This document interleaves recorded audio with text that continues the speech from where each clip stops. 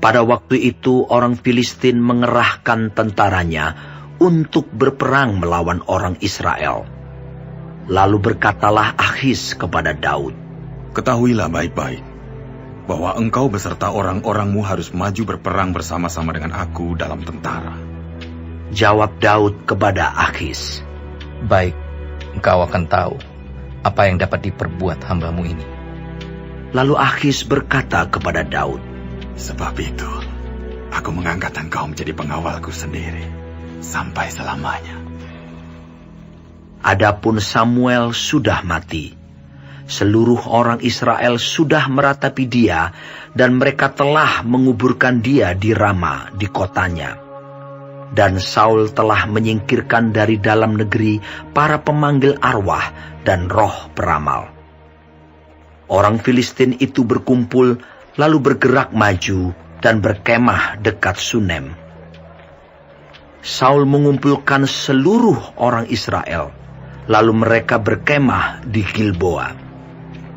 Ketika Saul melihat tentara Filistin itu, maka takutlah ia, dan hatinya sangat gemetar. Dan Saul bertanya kepada Tuhan, tetapi Tuhan tidak menjawab dia, baik dengan mimpi, baik dengan Urim, baik dengan perantaraan para nabi. Lalu berkatalah Saul kepada para pegawainya, "Carilah bagiku seorang perempuan yang sanggup memanggil arwah, maka aku hendak pergi kepadanya dan meminta petunjuk kepadanya." Para pegawainya menjawab dia, "Di Endor ada seorang perempuan yang sanggup memanggil arwah." Lalu menyamarlah Saul, ia mengenakan pakaian lain, dan pergilah ia dengan 2 orang. Ketika mereka pada waktu malam sampai kepada perempuan itu, berkatalah Saul, "Cobalah engkau menenung bagiku dengan perantaraan arwah, dan panggillah supaya muncul kepadaku orang yang akan kusebut kepadamu." Tetapi perempuan itu menjawabnya, "Tentu engkau mengetahui apa yang diperbuat Saul, bahwa ia telah melenyapkan dari dalam negeri para pemanggil arwah dan roh peramal. Mengapa engkau memasang jera terhadap nyawaku untuk membunuh aku?" Lalu bersumpahlah Saul kepadanya demi Tuhan, katanya, "Demi Tuhan yang hidup, tidak akan ada kesalahan tertimpa kepadamu karena perkara ini." Sesudah itu bertanyalah perempuan itu, "Siapakah yang harus kupanggil supaya muncul kepadamu?" Jawabnya, "Panggillah Samuel supaya muncul kepadaku." Ketika perempuan itu melihat Samuel, berteriaklah ia dengan suara nyaring. Lalu perempuan itu berkata kepada Saul demikian, "Mengapa engkau menipu aku? Engkau sendirilah Saul." Maka berbicaralah raja kepadanya, "Janganlah takut. Tetapi apakah yang kau lihat?" Perempuan itu menjawab Saul, "Aku melihat sesuatu yang ilahi muncul dari dalam bumi." Kemudian bertanyalah ia kepada perempuan itu, "Bagaimana rupanya?" Jawabnya, "Ada seorang tua muncul berselubungkan jubah." Maka tahulah Saul bahwa itulah Samuel. Lalu berlututlah ia dengan mukanya sampai ke tanah dan sujud menyembah.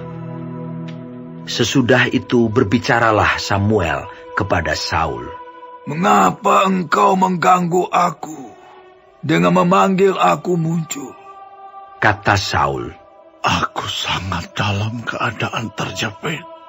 Orang Filistin berperang melawan aku, dan Allah telah undur daripadaku. Ia tidak menjawab aku lagi, baik dengan perantara nabi maupun dengan mimpi. Sebab itu aku memanggil engkau, supaya engkau memberitahukan kepadaku apa yang harus kuperbuat." Lalu berbicaralah Samuel, Mengapa engkau bertanya kepadaku? Padahal Tuhan telah undur daripadamu dan telah menjadi musuhmu. Tuhan telah melakukan kepadamu seperti yang difirmankannya dengan perantaranku, yakni Tuhan telah mengoyakkan kerajaan dari tanganmu dan telah memberikannya kepada orang lain, kepada Daud. Karena engkau tidak mendengarkan suara Tuhan dan tidak melaksanakan murkanya yang bernyala-nyala itu atas Amalek, itulah sebabnya Tuhan melakukan hal itu kepadamu pada hari ini. Juga orang Israel bersama-sama dengan engkau akan diserahkan Tuhan ke dalam tangan orang Filistin. Dan besok engkau serta anak-anakmu sudah ada bersama-sama dengan Daku. Juga tentara Israel akan diserahkan Tuhan ke dalam tangan orang Filistin. Pada saat itu juga rebahlah Saul memanjang ke tanah, sebab ia sangat ketakutan oleh karena perkataan Samuel itu. Juga tidak ada lagi kekuatannya, karena sehari semalam itu ia tidak makan apa-apa. Perempuan itu mendekati Saul lalu melihat bahwa Saul sangat terkejut. Kemudian berkatalah perempuan itu kepadanya, "Lihat, budakmu ini telah mendengarkan permintaanmu. Aku telah mempertaruhkan nyawaku dan mendengarkan perkataan yang kau katakan kepadaku. Oleh sebab itu, kiranya engkau pun mendengarkan permintaan budakmu ini. Izinkanlah aku menyajikan kepadamu sepotong roti.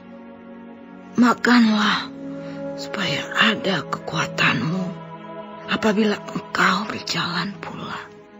Tetapi Saul menolak dan berkata, Aku tidak mau makan. tetapi ketika para pegawainya serta perempuan itu juga mendesak, maka didengarkannyalah permintaan mereka.